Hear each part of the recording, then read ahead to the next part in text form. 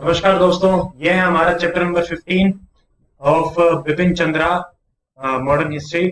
और ये है नॉन कोऑपरेशन मूवमेंट जो कि 1920 से 1922 के बीच में चला था।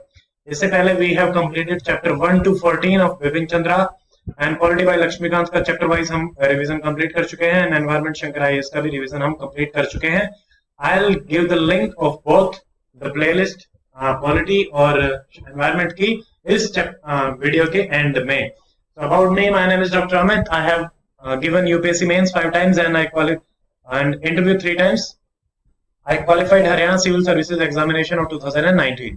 तो चलिए शुरू करते हैं नॉन कॉर्पोरेशन मूवमेंट। तो ये पहला मूवमेंट था जो मास स्ट्रगल, रियल सेंस में मास स्ट्रगल जिसको बोला जाता है, और गांधी जी का यहीं से ही शुरुआत हुआ करने का कि भाई मूवमेंट जो है सबसे पहला गांधी जी ने यहीं से ही लॉन्च किया। छोटे छोटे तो उन्होंने चंपारण, अहमदाबाद, खेड़ा में भी किए थे जो हम पहले पिछले वाले चैप्टर में देख चुके हैं। तो लेट्स सी 1919 में क्या हुआ था कि जलियांवाला बाग हुआ था, उसमें हंटर कमेटी बनाई गई थी। इन्होंने जो कहा कि भाई उसकी कोई गलती नहीं थी, that was a very disappointing eight there part. तो एक और इशू जो चल रहा था 1919 में, खिलाफत का इशू चल रहा था। ट्रीटी ऑफ सेवरीज में वर्ल्ड वार 1 खत्म होने के बाद क्या हुआ था कि टर्किश जो एम्पायर था उसको डिसमेंबर कर दिया गया था। तो इससे मुस्लिम भी बहुत ही नाराज थे। तो 9 जून 1920 को वेरी वेरी इंपॉर्टेंट सवाल कि भाई खिलाफत कमेटी बनाई गई थी इलाहाबाद में। उन्होंने कहा कि गांधी जी आप लीड करिए। तो देखिए खिलाफत कमेटी और मुस्लिम्स की, और वो भी गांधी जी लीड कर रहे हैं। So you can imagine how much unity was there at that point of time. फिर आपके ड्रॉट्स, एपिडेमिक, ये बहुत कुछ चल रहा था। तो रूरल पीजेंट्स और वर्कर्स के भी इश्यूज बहुत ज्यादा बढ़े हुए थे। फिर 1 अगस्त 1920 को पहली बार जो है फॉर्मल जो लॉन्चिंग हुई है। तो ये बहुत इंपॉर्टेंट सवाल है कि कब हुई। 1 अगस्त 1920, इसी दिन हमारे तिलक जी थे, वो उनकी डेथ हो गई थी, ही पास्ड अवे। और उसी दिन आपका 1 अगस्त 1920 को formal launching of the NCM happened. तो क्या हुआ इसमें? सरेंडर किए गए टाइटल, ऑनर, बॉयकॉट किया गया हर चीज को। ब्रिटिश रेजिग्नेशन दिए गए फ्रॉम द गवर्नमेंट सर्विसेज, जो भी ब्रिटिश होती थी उसी को ही बाइकआउट कर दिया जाता था। मास सिविल डिसोबीडियंस चल रहा है, टैक्सेस नहीं दिए जा रहे, नेशनल स्कूल्स सेटअप किए गए, पंचायत सेटअप की गई टू सेटल द डिस्प्यूट्स। फिर आपकी स्पिनिंग है, इसको मतलब चरखे कातने को प्रमोट किया गया।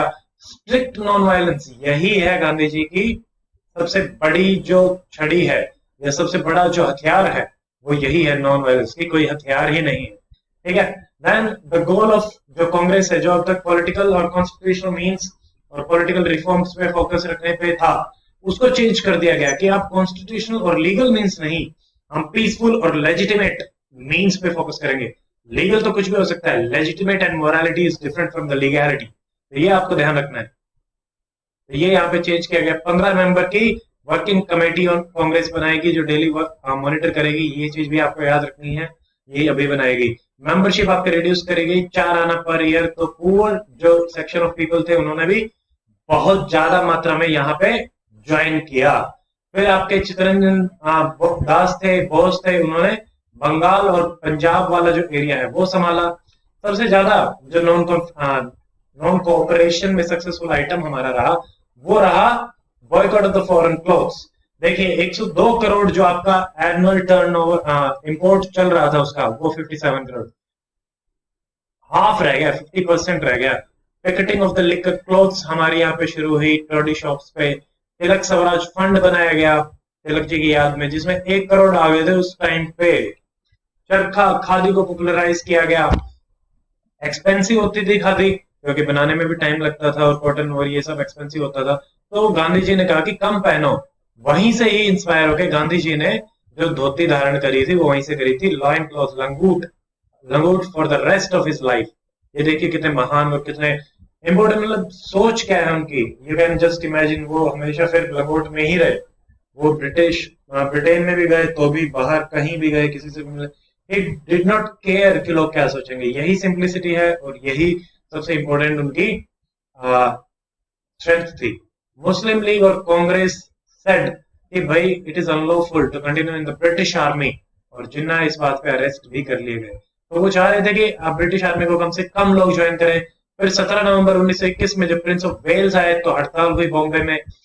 यहाँ पे 2 इवेंट्स आपको याद रखना कि मालाबार में और असम में जो टी लेबरर्स थे, और मालाबार में मुस्लिम्स लेबर्स थे। तो यहाँ पे कम्युनल कलर एक थोड़ा सा देखने को मिलता है नॉन कॉपरेशन मूवमेंट में। बाकी बहुत ही पीसफुल और यूनिफाइड यूनिटी के साथ ये मूवमेंट चल रहा था। आंध्रा में क्या हो रहा था, यहाँ पे फॉरेस्ट लॉज जो थे उनको डिफाइन किया जा रहा था, डिफाई किया जा रहा था। पंजाब में अकाली मूवमेंट चल रहा था। मई 1921 गांधी जी की और रीडिंग की टॉक्स हुई और मुस्लिम speech, but they failed. Gandhi ji was the sole authority to decide कि अब सिविल डिसोबीडियंस लॉन्च करना है। लेकिन नॉन कॉन्फिडेंस के बाद इनका, नॉन कॉपरेशन के बाद, एनसीएम से नॉन कॉन्फिडेंस ही ध्यान आता है, सॉरी, तो नॉन कॉपरेशन के बाद इनका मूड था सिविल डिसोबीडियंस लॉन्च करने का। उन्होंने लेटर लिखा वायसराय को, कोई रिप्लाई नहीं आया। इन्होंने अनाउंस कर दिया कि भाई लॉन्च करेंगे, और कहां से, बारदौली से of Surat district. But very important, चोरा चोरी कब हुई? 5 फरवरी 1922। 22 याद रखना, 5 फरवरी, 5/2/22। 22 ही पुलिसमैन यहाँ पे मारे गए, और इस घटना से नाराज होकर नॉन कॉपरेशन मूवमेंट जो था गांधी जी ने विड्रॉ कर लिया।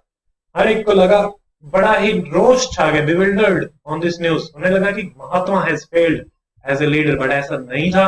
ये उनकी स्ट्रेटेजी थी, क्योंकि बहुत सारे रीजन थे। डिमोरलाइज हुए लोग, बट अगर रिप्रेशन होता, सीवियर क्रशिंग होती, तो ज्यादा डेंजरस रहता मूवमेंट के लिए। Gandhi ji prevented repression by withdrawing the movement, और ये पहला हमारा मास स्ट्रगल था। तो हैवी डेमोन्स्ट्रेशन और पैसिविटी थी, ठीक है।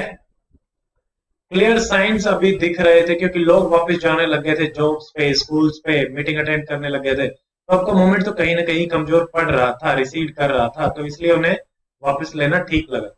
Withdrawal is not tantamount to betrayal, but it is inevitable part of the strategy itself. तो इनकी जो स्ट्रेटेजी बोली जाती है ना गांधी जी की, स्ट्रगल ट्रू स्ट्रगल, इस टाइप की, या फिर मतलब कर रहे हैं, विड्रॉ करना पड़ेगा क्योंकि दोबारा से फिर लॉन्च करना पड़ता है। कई बार बड़ी लॉन्चिंग के लिए आपको एक स्टेप पीछे लेना पड़ता है, तो उसको आप ध्यान रखिए हमेशा। And the capacity of poor dumb million desire of freedom was not preserve of educated but common to all, उन्होंने ये कहा, ठीक है। और non cooperation movement, it is the first contact with the modern world of the nationalist politics, क्योंकि यहीं से and the modern ideology of the nationalism. तो नेशनलिस्ट पॉलिटिक्स और नेशनलिज्म यहां से पहली बार आपकी जनता के साथ आए, वहीं से ही आपका इंटरेक्शन शुरू हुआ, मास मूवमेंट शुरू हुआ, और आइडियाज ऑफ डेमोक्रेसी, लिबर्टी, ये और ज्यादा फैलने लगे। और हमारा Hindu Muslim unity at the maximum था, एक्सेप्ट मालाबार इंसिडेंट जो हमने देखा। रिट्रीट हुआ 12 फरवरी 1922 को, but this retreat was temporary. The battle was over but the war would continue. ये 20 महीने का आपका बैटल था, 1 अगस्त से शुरू हुआ था और फरवरी 1922 तक चला था। तो this is it about the non cooperation movement. अब इस दौरान जो पीजेंट मूवमेंट हुए थे 1920 में, इससे पहले वाले हम देख चुके हैं, ये हम देखेंगे नेक्स्ट चैप्टर में, chapter 16। I hope you like this lecture, and if you like, please share and subscribe the channel. Do tell your friends about it, and if you have any suggestions, tell me in the comment section. So see you in the next lecture. Till then, stay fit, stay healthy. Goodbye. Jai Hind.